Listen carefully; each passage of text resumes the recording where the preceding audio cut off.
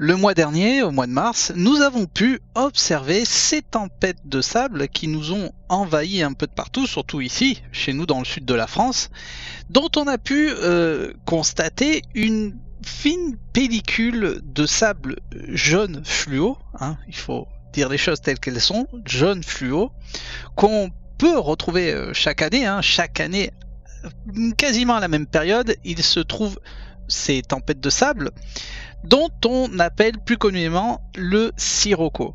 Tout le monde connaît ces tempêtes de sable qui vient du Sahara, qui nous ramène tout ce sable en Occident, donc c'est-à-dire dans toute la péninsule ibérique, qui produit ces pellicules de sable passant du jaune fluo, très fluo, à l'orangé rouge, rougeâtre et vraiment très rouge. Nous avons observé ici dans Monde Mystérieux depuis le mois de mars, chose qui dure aujourd'hui encore, ce sable, nous avons juste observé, pas exactement analysé, juste observé. Nous avons fait des prélèvements et nous avons décidé de vous exposer ça encore une fois dans Monde Mystérieux. Vous allez être surpris de certaines choses et je voulais absolument vous le faire partager. Voyons voir ça.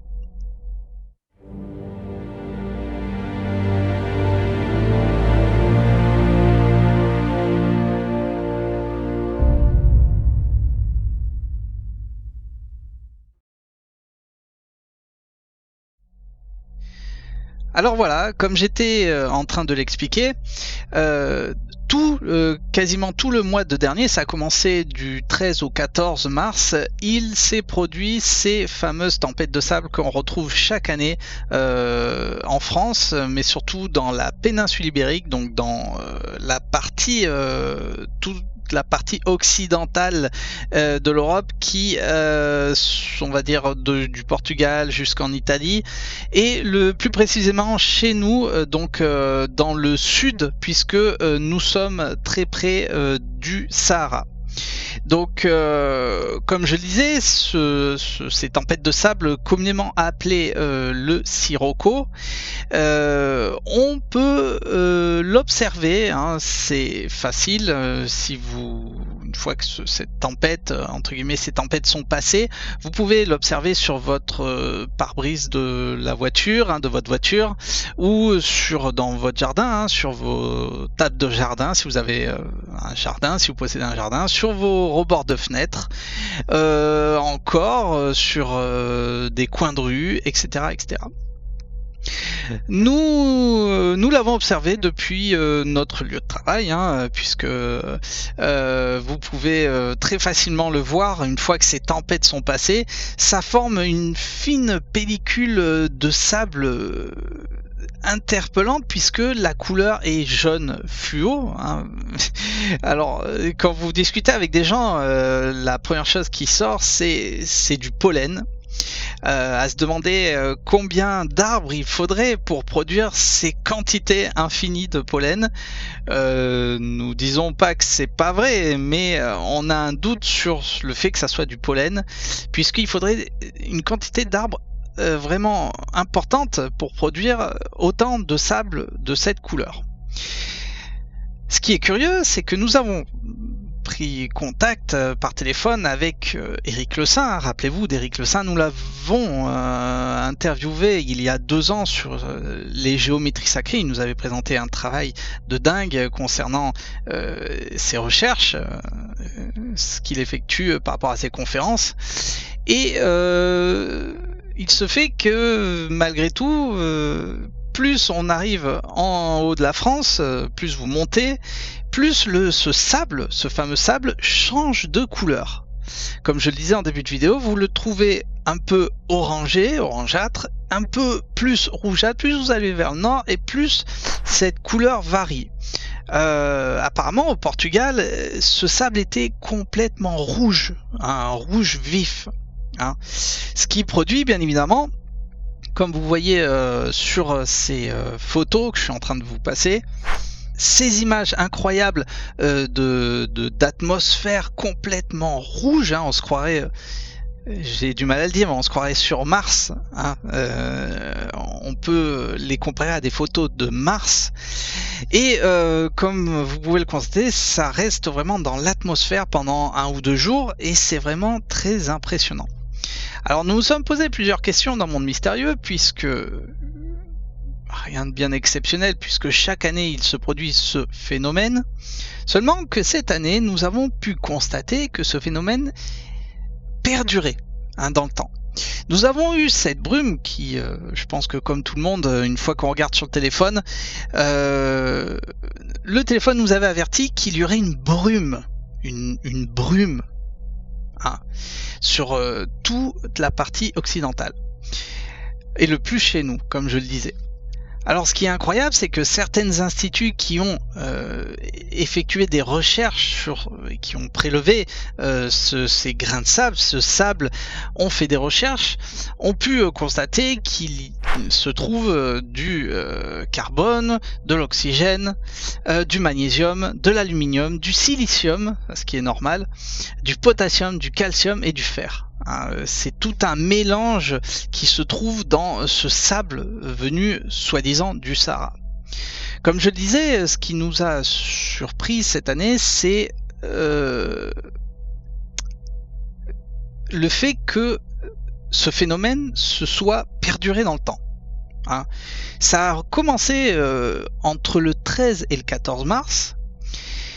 Il y a eu donc cette brume, tel que vous êtes en train de le voir en photo, et puis qui s'est dispatché, comme sur l'animation de cette vidéo que nous avons récupérée sur Twitter, une vidéo officielle de cette brume qui se dissipe sur l'Europe occidentale, plus particulièrement au sud, accompagnant donc le Portugal, l'Espagne et le sud de la France. Et il y a eu donc entre le 13 et le 15, et aussi entre le 24 et le 26. Il y a eu 2 fois ce genre de brume. Nous avons constaté depuis mes observations, alors attention, ce que je vais vous dire dans cette vidéo, vous êtes libre de le prendre au sérieux ou pas du tout, ou d'en rire, vous en faites ce que vous voulez. Nous avons décidé, comme d'habitude, dans Monde Mystérieux, de vous l'exposer. Donc nous avons pu observer, et nous allons vous passer une série de photos que nous avons sélectionnées dans un instant. Nous nous sommes rendus compte que ce sable revenait sans arrêt. Chaque année, il y a ce sable, donc cette tempête, ce sirocco, suivi de pluie. D'ailleurs, dans notre région, attention, je parle dans notre région, il n'y a pas eu de pluie cette année. Les grosses pluies, on n'en a pas eu. Depuis décembre, c'est un truc de fou. On a atteint un niveau de sécheresse qui inquiète vraiment tout le monde, puisque on arrive petit à petit sur l'été et il n'a pas encore plu. Alors on attend quelques jours de pluie, mais espérons que ça soit de la grosse pluie. D'ailleurs, à titre d'information, nous avons battu des records de chaleur au mois de février, enfin un truc de fou, je sais pas, nous ici dans le sud, un truc de fou, depuis ça n'avait pas été vu depuis 1950, on a eu un mois de février, on était quasiment en t-shirt ici dans le sud, pas dégoûter tout le reste de la France, mais on a eu ce phénomène de chaleur qui a accompagné cette sécheresse. On n'a pas eu de pluie. Et comme je le disais, chaque année que nous avons ce phénomène de sirocco, on va l'appeler comme ça, ce phénomène de sable sahérien, ce phénomène est accompagné de pluie, ce qui est d'ailleurs, j'en garde un mauvais souvenir que j'étais tombé un jour suite à, il y a eu pendant 2 jours cette tempête, et juste après il y a eu une pluie fine qui rend les sols très très très glissants. Ça, je m'en souviens, croyez-moi. Donc tout ce sable, comme je le disais, certains instituts ont analysé ce sable et ont trouvé tous ces éléments, notamment du calcium, et puis de l'aluminium et surtout du silicium, ce qui est normal. Alors, il se fait que certaines de ces instituts ont détecté un nombre élevé de becquerel. Ah, de becquerel, vous allez me dire, qu'est-ce que c'est le becquerel? Je vais revenir dessus dans un instant.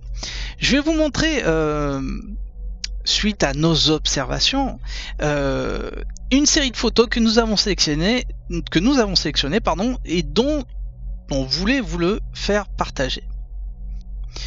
Alors voilà, donc comme je le disais, nous avons pris depuis le 15 mars, à quelques jours d'intervalle, plusieurs photos depuis mon lieu de travail, où vous pouvez observer ce sable, hein, j'ai du mal à dire que ce soit du pollen, hein, c'est du sable. Ce qui est assez incroyable, c'est la couleur de ce sable, hein. Comme je le disais, plus vous montez vers le nord de la France et plus ce sable change de couleur. Comment est-ce possible? Je le rappelle que dans Monde Mystérieux, on expose les mystères. S'il y a une explication, hein, s'il y a une explication scientifique, nous sommes ouverts dans Monde Mystérieux à l'écouter, à le prendre en compte, à essayer de comprendre. En attendant, aujourd'hui, on a du mal à expliquer pourquoi, par exemple dans le sud de la France, chez nous, ce sable est jaune, et plus vous montez dans le nord, et le sable est rouge. Nous sommes ouverts à toute explication. Ce qui est sûr, c'est que les photos que je vais vous présenter, elles n'ont pas été retouchées, je n'ai rien retouché, elles sont telles quelles. Certaines photos, nous avons effectué un zoom, et vous allez voir ce sable jaune fluorescent. Je ne sais pas si dans le désert du Sahara, ce sable est aussi jaune fluorescent. Alors comme vous pouvez le constater, hein, voilà, cette première photo, nous voyons, si je vous le montre, des dépôts, hein, des dépôts suite au vent, où ce sable est carrément là, quoi, carrément jaune fluo. Alors, vous allez voir que il s'est infiltré entre les joints du carrelage, vous allez voir qu'il y en a pas mal. Voyons voir les autres photos, il y en a pas mal. Voyez aussi cette photo d'un autre angle où on peut constater une quantité un peu plus forte par rapport à la première photo, et on peut, si j'effectue un zoom, vous voyez cette couleur, je sais pas comment on peut définir cette couleur, ce sable, je ne sais pas. Je ne sais pas, ce qui est sûr, c'est que, encore une fois, c'est ici. Je vais passer à l'autre photo, c'est la même photo un peu plus éloigné, d'un autre angle. Toujours pareil, hein, vous voyez cette quantité qui s'est agglomérée à cet endroit entre les joints. Vous voyez celle-ci, je n'ai rien retouché, hein. Je n'ai absolument rien retouché, hein. Comme vous pouvez le constater, regardez toute cette concentration de sable saharien, soi-disant, qui se trouve chez nous. Hein, voici la couleur que l'on trouve, comme vous êtes en train de le constater, dans notre région. Alors, comme d'habitude, nous sommes ouverts, n'hésitez pas dans Monde Mystérieux à nous envoyer des photos pour montrer au public de Monde Mystérieux comme quoi ce sable change de couleur, varie. Comment est-ce possible que ce phénomène naturel de Sirocco sépare les couleurs? Alors, je le répète, il y a sûrement une explication, donnez-la moi. Donnez-la-moi. On va continuer avec les photos. Alors vous voyez cette nouvelle photo, ce même sable s'est accumulé donc entre les joints, hein, ça ressemble un peu à deux photos précédentes. Ça, si on zoome, hein, vous voyez ce sable fin, c'est un sable très très fin, hein. Je le répète que quand il pleut, c'est casse-gueule. Je m'en souviens. Mais je vous invite à ne pas courir je vous invite à pas courir du tout une fois qu'il a plu après ce phénomène de sirocco, hein. Vous voyez encore une fois ce dépôt entre les joints qui est quand même assez dense. Encore une fois, ce dépôt,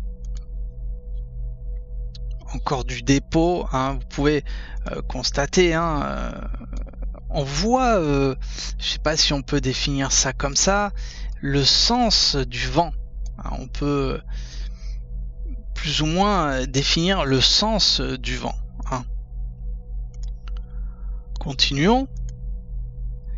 Ah, vous voyez ce dépôt, alors ça c'est un pied de mur, je vais zoomer. Vous voyez ce jaune fluo, hein, on voit la différence. Alors là, c'est vrai que la photo elle est pas mal. On voit la différence entre la couleur du mur, donc plutôt beige saumon, et ce sable qui s'est accumulé en bas de ce mur en jaune fluo. Vous voyez la différence quand même, hein, si je le marque, hein, vous voyez quand même la différence qu'il y a entre la couleur donc du sable, hop là, et la couleur du mur. Tout ce que vous voyez, ce que je suis en train de hachurer, hein, on est bien d'accord.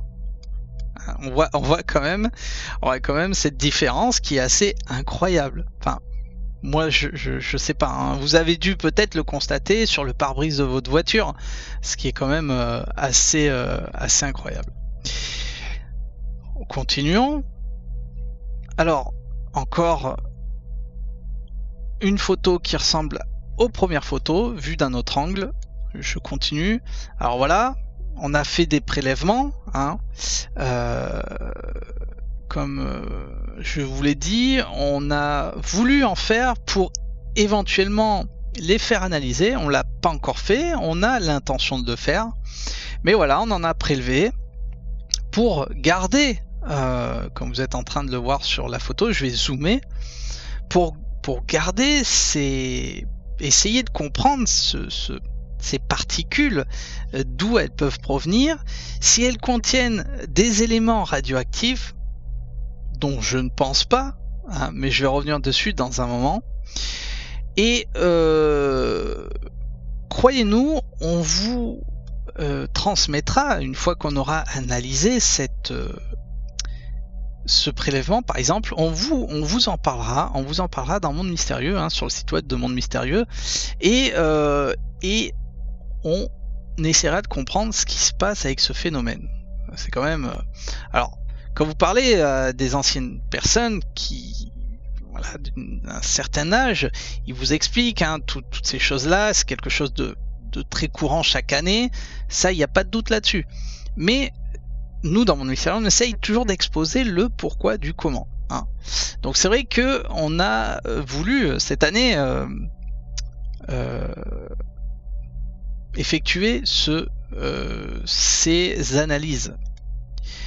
Alors là encore, hein, entre les joints, hein, si voilà, hop, je les délimite. Toujours ce jaune, hein, ce jaune fluo, hein, qui est assez... vous voyez, si vraiment je zoome, c'est assez incroyable. Alors, regardez, c'est fou, hein. Jaune fluo. On continue. Voilà, un peu la même photo d'un autre angle de vue. Alors là, assez incroyable aussi, hein, tout le long de cette jointure. Vous voyez, c'est quand même assez incroyable. Alors attention, hein, je n'émets aucune hypothèse, traité de complotiste, hein, je n'émets rien du tout, aucune explication, aucune conclusion. Je vous expose juste nos observations, hein. Il n'y a rien d'exceptionnel. Encore une photo, voilà. où on peut voir ce dépôt, hein. Encore sur cette jointure, assez dense, hein. Ce sable, il est très fin, mais très dense, hein. On dirait... c'est assez incroyable. On dirait de la farine, quoi. Voilà, il est très très dense. Encore ici. Alors, vous voyez qu'il s'engouffre de partout, hein, ce sable, hein. C'est vrai qu'à cet endroit du sol, c'est un peu poreux suite aux comment dire, aux intempéries chaque année, et ce sable s'engouffre dans ces trous. Encore une photo un peu plus nette où vous pouvez le constater